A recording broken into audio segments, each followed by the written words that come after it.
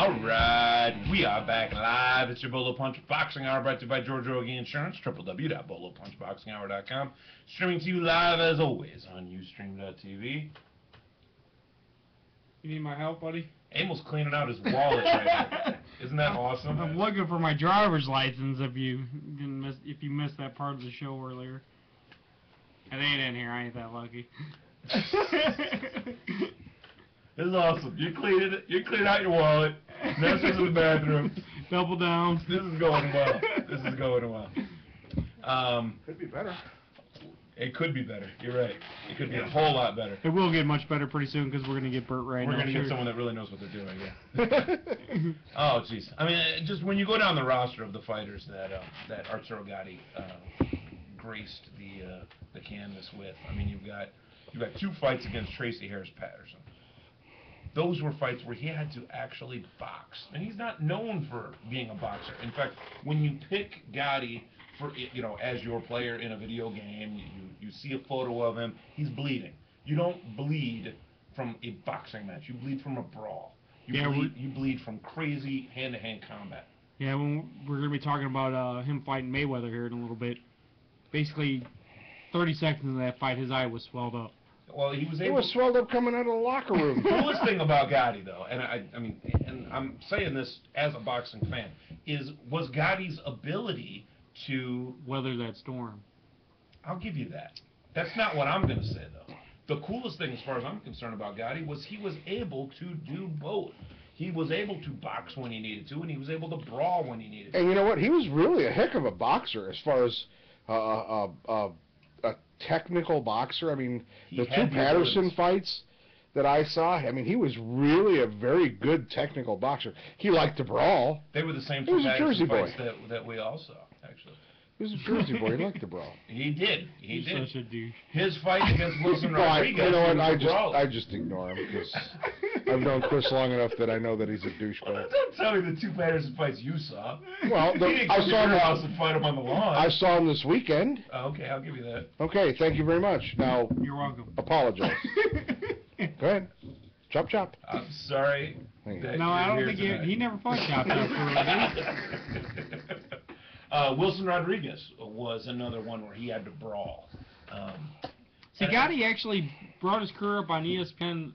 He was more of an ESPN-style fighter until he got late in his career. I mean, because he wasn't really fighting the superstars early in his career. I mean, well, not even early, in the middle of his career. Well, in the middle, his managers and trainers, they really did a great job with Gatti. They got him easier fights in the middle, so he could show off how brilliant he was in the ring. He wasn't in there with contenders every time. He was in there with guys that could scrap a little bit or could box a little bit, but they were just good enough to lose, just good enough to help Gatti look good. So they saved him up so he wasn't done by the age of 30. Okay, he still had 5 years left to fight, or 4 years left to fight. Well, and by the time he hit 30, that's when he was doing his best stuff. Some of his best stuff. Well, a lot of his fights, I mean, you already brought up Patterson. I mean, we brought up Mickey Ward earlier.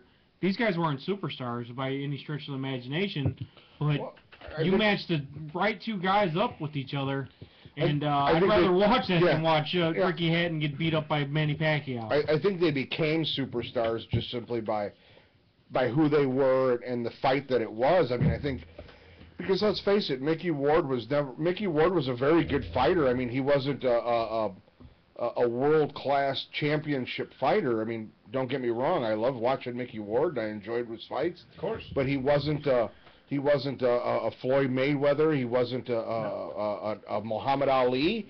But his fights with Arturo Gatti made him who he is, and God bless him. Guys, honestly, it's Larry Bird without magic. I mean, it's that kind of comparison, man.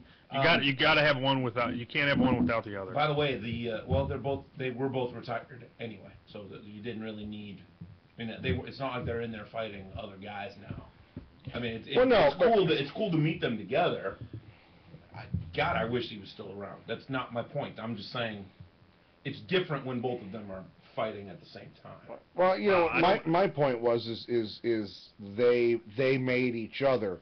You know, Arturo Gatti was a champion, But I honestly believe that the Ward fights, the Patterson fights, they all really contributed to the man that he was. Very much so. And obviously Gatti was a little bit better at a lighter weight. I mean, he was a master at dropping that weight. I don't know how he would do it. That's one of those things that will always be talked about. His fight against Joey Gamache. And I don't want to be wrong with numbers because Lord knows people will tell me. 30-some pounds? But, I mean, he literally, I think he put on 28 pounds in 24 hours. He showed up for his fight, which should have been like a super lightweight fight, at like 160. What? Showed up at 160. Showed up at damn near the middleweight cutoff. 162. Awesome. You gotta love that stuff. And I also love that Tim yells out a number like he knew it. I'm sure. No, Tim knew it. He knew it as soon as he read it. As soon as I fucking read it. He's my hero. Flipping read it. Hey, we're a kid. You're stupid. I wasn't up to the mic. You're stupid. They didn't hear me. All right. Well, to build off something Emil said a couple minutes ago, these were not superstars on their own early on. But when you mix them together, you would get that component that actually would just blast off. You know. Yeah. The first Mickey Ward Arturo Gatti fight. Now I know you are too. I'm really big into boxing memorabilia, autographs, photos, signed gloves. You know, old programs and posters and whatnot. Paintings. Well, I'm getting into the paintings, but that's not what I'm here to talk about tonight. But I know that Timmy has Gatti Ward 3, the program. I've got Gatti Ward 2, the program. You're not going to find anyone that has the Gatti Ward number 1 program because there wasn't a program for Gatti Ward 1. And that was the best fight of the 3, in my opinion, in most people's opinion. There wasn't a program because Showtime was supposed to broadcast that fight. And they decided at the last minute there wasn't anyone going to care about this fight at all. And it wasn't even a program at that point. HBO ended up picking it up. They're like, we'll pick up a Gatti fight. Yeah, people will like it. I mean, it's the main event, no problem. But Showtime had put down a flyer with the bouts down on like the first 5 rows of seats. And then when they got word from the bigwigs that Showtime wasn't going to be putting that fight on, their job was to go around and actually collect those back up, and then there weren't going to be any bout sheets or programs or anything because now it was an HBO. So it was actually like a Showtime logo at the top of the flyer, and it wasn't even broadcast. They say 5 or 6 people might actually have those because they were told to destroy them. They were told to throw them away, and a few people must have picked them up off the seats. But that's one of the greatest fights I saw in my lifetime. I mean, I can go find really cool stuff on the internet and whatnot, but as far as stuff that happened while I was a fan, oh, that's awesome. That's awesome. And we could go on and on about all the great fights that Gatti had. We'll be talking with Bert Sugar in just a couple minutes. His Angel Man Freddy fight was really good. Got stopped on cuts. Ivan Robinson, his first fight with Ivan Robinson was actually given Fight of the Year and Upset of the Year. His Joey Gamache fight. Eric Jakubowski's actually a good friend of ours. That was his fight right after Joey Gamache. Then he fought Oscar De La Hoya. He fought 3 fights in a row with Mickey Ward. Shinlanka Bronco, Leonard Doreen, Jesse James Aleja, Floyd Mayweather, Thomas Domgard, Baldemir, and Alfonso Gomez. I mean, he didn't even have to win these fights, and he was beloved. He was given these title shots. People wanted that Jersey crowd to show up.